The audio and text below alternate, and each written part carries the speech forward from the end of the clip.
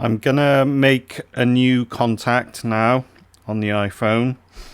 So I can't see the contact icon on the screen here. So from the center of the screen, I'm just going to swipe down to bring up this little search bar and then start typing what I want, which is contacts. And there is the contacts icon, so I'll tap on that. And here we are in the contacts page with a big list of all my contacts. You can see on the right hand side the letters of the alphabet. You can just tap on a letter to take you to that place on the list. So that's a good shortcut, good way to kind of navigate through.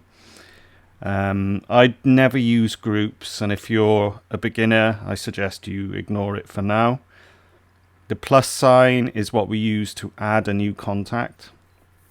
So if you notice, it's in the same place as make a new text. When you're doing a text, it's in the same location. So we'll just do add. So this is a brand new contact.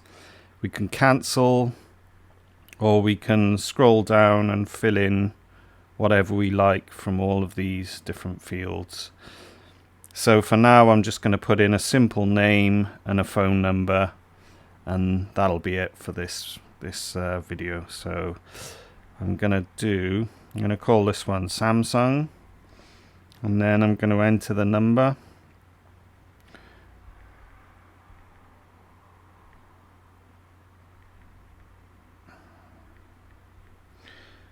And then once I've done all, you could add the address and email and all that kind of thing.